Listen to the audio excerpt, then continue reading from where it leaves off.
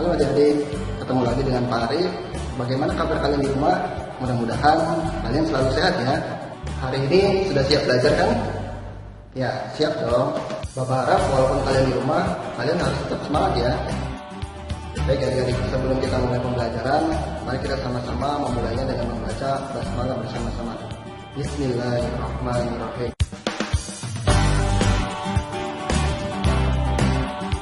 Pada kesempatan kali ini kita akan sama-sama belajar mengenai perkembangbiakan hewan. Nah, adik-adik, di antara kalian adakah yang mempunyai hewan peliharaan? Di antara kalian mungkin ada yang memiliki peliharaan kucing, kemudian kelinci, ayam, dan lain sebagainya. Pernahkah kalian lihat hewan-hewan tersebut memiliki anak? Ya, pasti di antara kalian pernah lihat ya. Lalu kenapa ya hewan itu memiliki anak?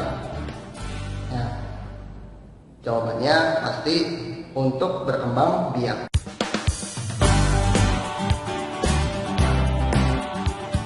Lalu tujuan dari berkembang biak apa ya? Ya, tujuan dari berkembang biak adalah untuk melestarikan makhluk hidup itu sendiri supaya tidak punah. Apabila makhluk hidup ini tidak berkembang biak, maka makhluk hidup ini akan cepat sekali punah dan akan hilang dari muka bumi ini.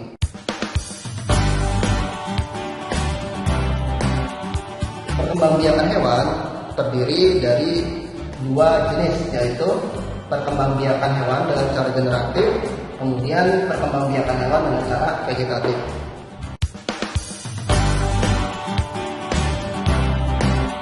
Perkembangbiakan secara generatif artinya perkembangbiakan melalui tahap pembuahan.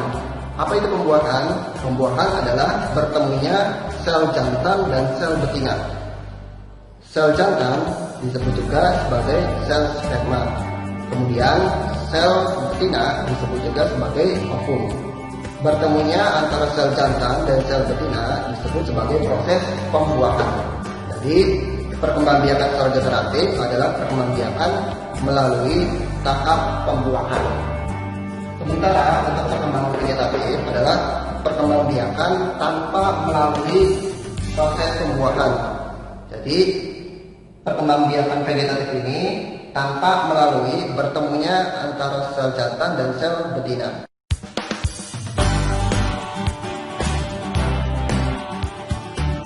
Perkembangbiakan generatif terdiri dari tiga jenis, yaitu ovipar, vivipar, dan ovovivipar. Ovipar adalah perkembangbiakan melalui cara bertelur. Kemudian vivipar adalah cara perkembangbiakan generatif dengan cara melahirkan. Sementara untuk ovovivipar adalah cara perkembangbiakan melalui tahap bertelur, kemudian juga melahirkan. Maksudnya bagaimana Pak? Untuk ovovivipar, pembuahannya terjadi di dalam tubuh induk hewan tersebut. Pembuahan yang terjadi kemudian membentuk telur, dan kemudian telur itu berkembang di dalam tubuh induk hewan tersebut dan menetas di dalam tubuh hewan tersebut.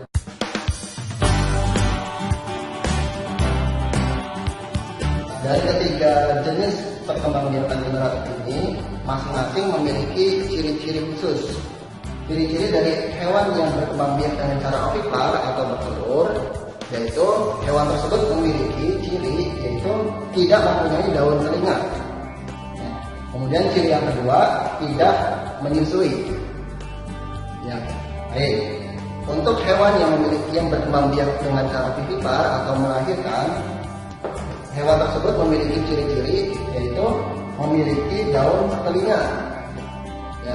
Kemudian hewan tersebut biasanya termasuk hewan mamalia atau hewan yang menyusui. Nah, contohnya apa hewan yang termasuk ovipar? Ya, hewan yang termasuk ovipar contohnya ayam, kemudian ya bebek, kemudian ya cicak. Ya, ayam, bebek maupun cicak memiliki ciri-ciri hewan tersebut tidak mempunyai daun telinga, sehingga hewan tersebut termasuk ke dalam hewan ovipar atau berkembang biak dengan cara bertelur. Nah, kemudian untuk contoh hewan yang termasuk vivipar atau yang melahirkan, contohnya apa? Ya, contohnya seperti sapi, kemudian kambing, kemudian ya kerbau, kemudian ya betul kuda, kemudian kelinci. Nah, hewan-hewan tersebut hewan tersebut memiliki daun telinga, sehingga hewan tersebut dikelompokkan sebagai vivipar atau hewan yang melahirkan. Lalu bagaimana Pak contoh hewan yang termasuk ovovivipar? Ya, sebelumnya Bapak ulang lagi, pengertian dari ovovivipar adalah hewan yang berkembang biak dengan cara bertelur dan melahirkan. Maksudnya, hewan tersebut mengalami pembuahan yang terjadi di dalam tubuh. Nah, setelah pembuahan yang terjadi dalam tubuh induk tersebut, kemudian hasil pembuahannya kemudian membentuk zigot atau bakal induk baru yang kemudian dihasilkan telur. Nah, telur yang ada di dalam tubuh hewan ovovivipar kemudian ada di dalam tubuh yang akan menetas di dalam tubuh induknya.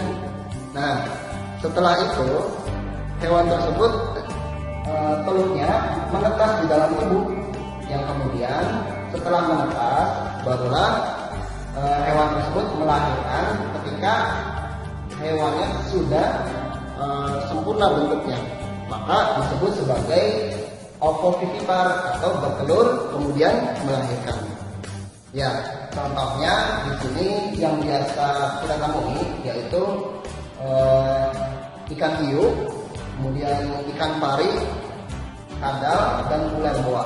Oh ya, satu lagi yang perlu Bapak sampaikan, di antara hewan yang ovovivipar itu ada dua jenis hewan yang bertelur, yaitu hewan yang berkembang biak dengan ovipar secara eksternal dan secara internal. Eksternal, pembuahannya terjadi di luar tubuh, sementara internal pembuahannya terjadi di dalam tubuh. Contoh hewan yang melakukan proses pembuahan secara eksternal yaitu ikan dan kakap. Sementara untuk yang internal seperti ayam dan bebek.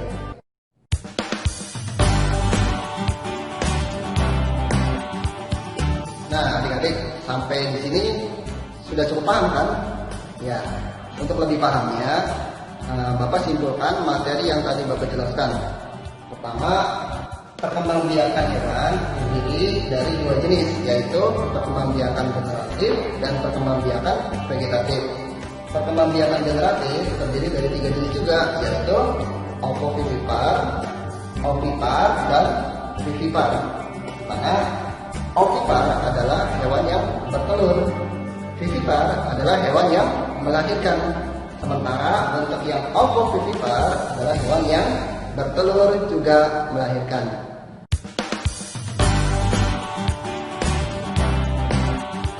Demikian penjelasan pada hari ini. Mudah-mudahan kalian bisa cukup memahaminya.